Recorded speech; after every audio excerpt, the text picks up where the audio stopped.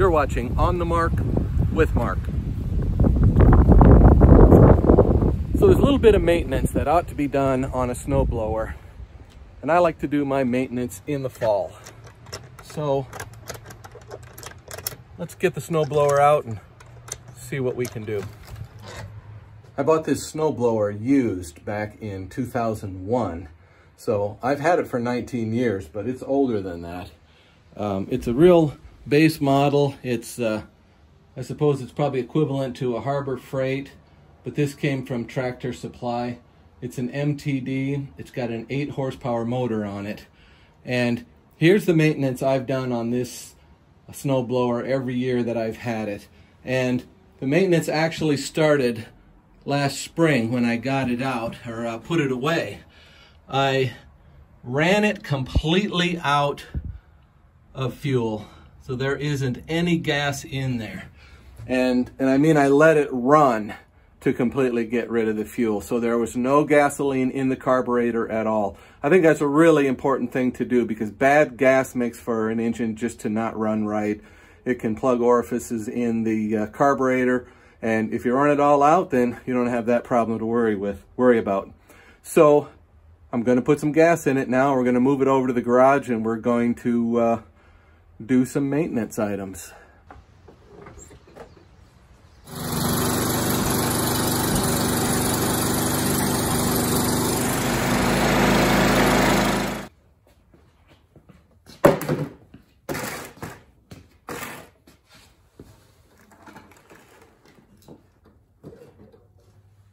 Now, to change the oil on this engine, a cool thing I did was I added a small pipe. It's a 1/4 inch pipe with pipe threads on it. And that screwed right into the plug that used to be in the engine. And then I put this small ball valve on here. Now, the old way was I pulled that plug and the oil would drain out onto this piece of frame here and head in 3 different directions and drip all the way down the side of the frame and all over the floor, and it was just really nasty. It was very annoying. So if you are changing your oil on your snowblower at this time, this is a great time to add that pipe and put that valve on there. And I'll tell you, it makes changing the oil on this thing just a breeze, because I don't need any tools to do it. So I just turn that valve and it starts draining out. Now, we'll open it up here in a minute and drain it. But before I do, concern that people have is, oh, well, what if I bump that valve there and open it? Well, I've had this on here for 5 years. I've never bumped that thing. Or having that long pipe on there, maybe you hit that on something. Well, this is all protected by the engine right here, and the handlebars are going out, so it's really hard to hit. It hasn't happened yet. And I thought if while I was snow blowing and that thing came open, that by the time I turned around to make another pass, I'd probably see a black stripe in the snow, and figure out I was losing oil, and probably shut the engine off and go fill the oil up again. So I think it's a really neat addition to this little snowblower here. And like I said, it's been working for me for 19 years. And all I've done really is a few spark plugs and change the oil at the beginning of each snowblowing season. Now, this snowblower has no air filter on it. And I was thinking that it came that way, but that's doubtful. I bought it used, and I think that whoever had it before me took the air filter off of it, and the way the thing's made, you can't hardly even see the air filter, and I just never noticed it. So, gosh, 19 years with no air filter. I might look into getting one for it, but I'm probably just gonna leave it alone.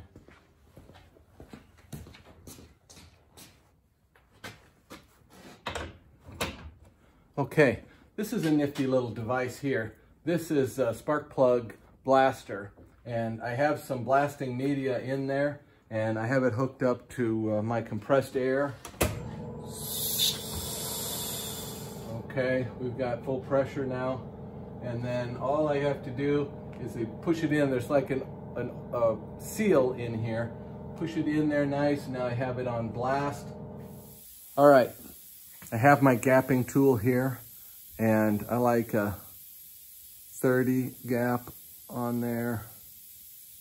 A little tight. I'm gonna call it good. I didn't have to adjust it at all. Okay, the oil for this engine goes in the dipstick tube. So I got myself a nice funnel here to keep from making a mess. And then I have actual Briggs & Stratton oil. And this is a straight 30 weight oil, which is probably more for lawnmowers, but this is what I have.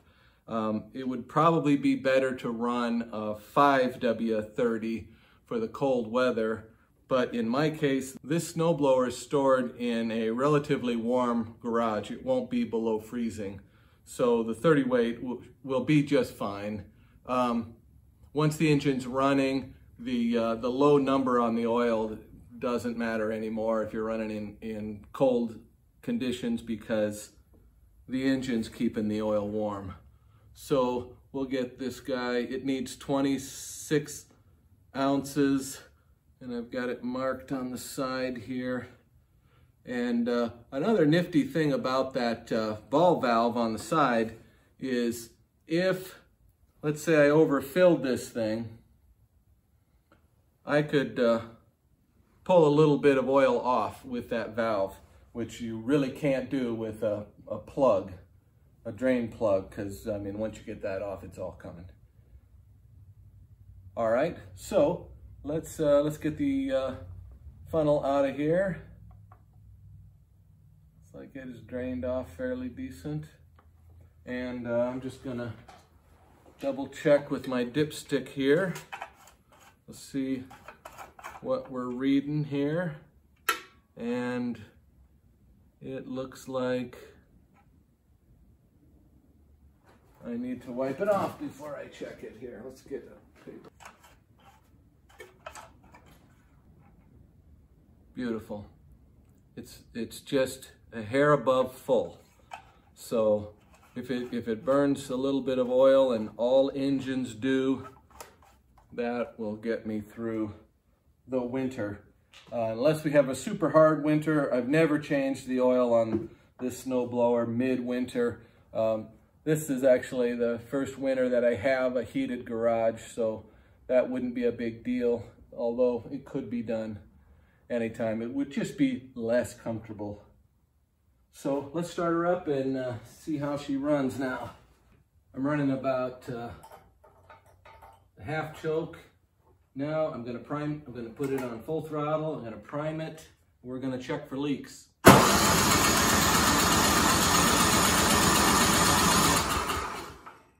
Let's try full choke.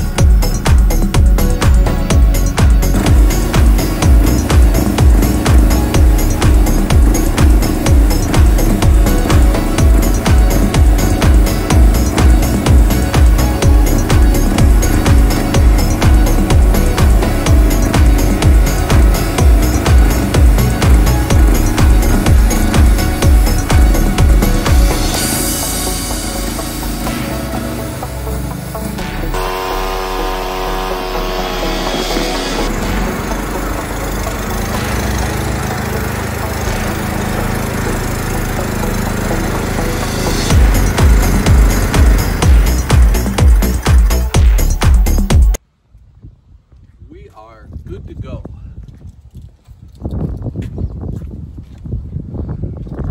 Thanks for watching my video. If you like this video, please like and subscribe. You've been watching on the mark with Mark. Thanks.